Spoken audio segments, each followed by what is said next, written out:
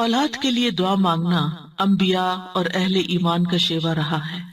ابراہیم علیہ السلام نے دعا کی تھی، رب ہب لی من الصالحین، اے میرے رب مجھے نیک اولاد عطا فرما۔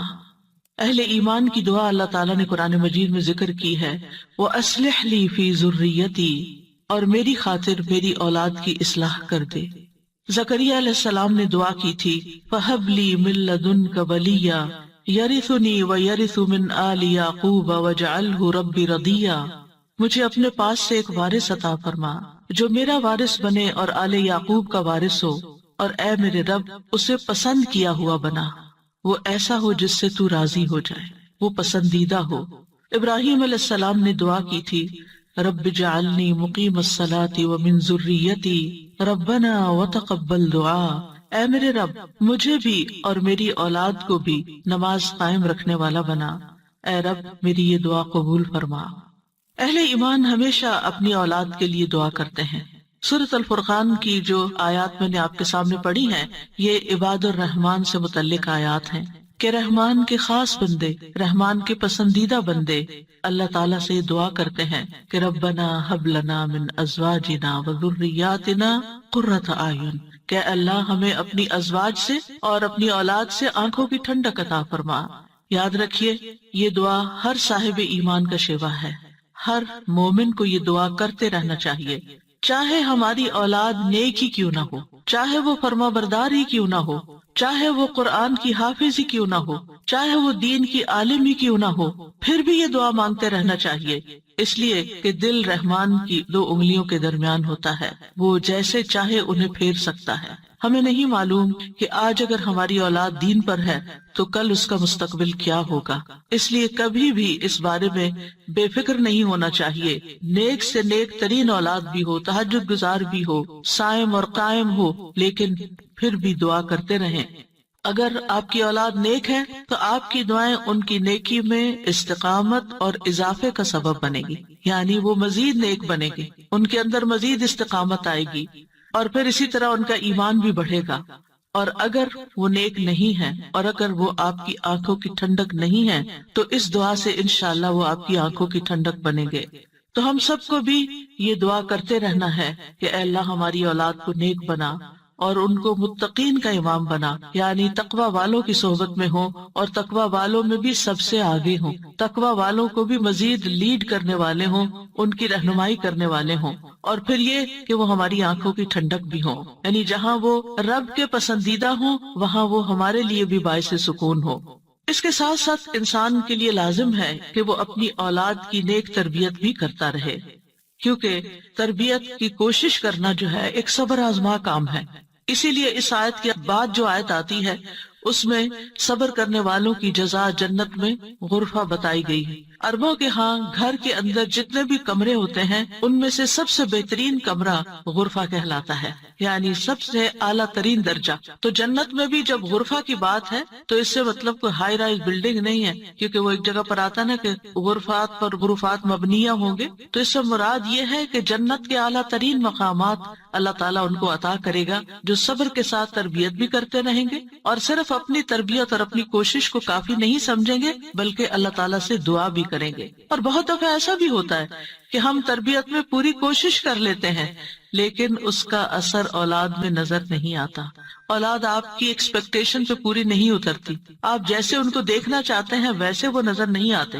کیا ہم نوح علیہ السلام کی تربیت پہ کوئی شک کریں گے؟ ان کے 4 بیٹے تھے جن میں سے 3 بہترین بیٹے ثابت ہوئے لیکن ایک بیٹا اپنے ہی راستے پر چل نکلا۔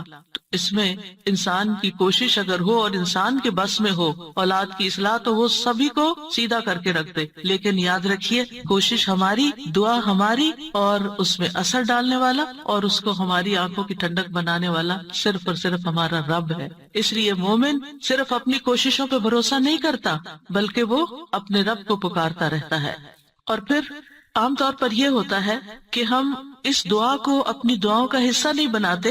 ہاں، جب اولاد کی طرف سے کوئی تکلیف پہنچتی ہے، جب وہ ہماری کوئی بات نہیں مانتے یا ہمیں ناراض کرتے ہیں، تو پھر ہمیں خیال آتا ہے کہ ہمیں دعا کرنی چاہیے کہ ان کی اصلاح ہو جائے اور یہ سیدھے ہو جائیں اور ہماری آنکھوں کی ٹھنڈک بن جائے. یاد رکھیے، یہ صرف اولاد کے بگاڑ کے وقت کی دعا نہیں ہے، بلکہ ہمیشہ یہ دعا کرتے رہنا چاہیے. اپنی روزمرہ زندگی کی خاص دعاؤں میں اس دعا کو شامل کر لیں. اپنی نمازوں میں، سجدوں میں، قبولیت کے اوقات میں اپنی اولاد کے لیے دعا کریں، کیونکہ اولاد انسان کی محبوب ترین چیزوں میں سے ہے. جن کو اللہ نے اولاد کی نعمت سے نوازا ہے، وہ اچھی طرح سمجھ سکتے ہیں کہ ہماری زندگی میں اولاد کا کیا مقام ہے. یعنی جب تک انسان والدین نہیں بنتا، ماں باپ نہیں بنتا، وہ اس بات کو سمجھ ہی نہیں سکتا کہ اولاد کیا چیز ہوتی ہے. کیونکہ انسان زندگی میں مختلف چیزوں سے محبت کرتا ہے، مختلف چیزوں کے ساتھ انسان کا لگاؤ ہوتا ہے، مختلف کام یا مختلف چیزیں اس کو پسند آتی ہیں.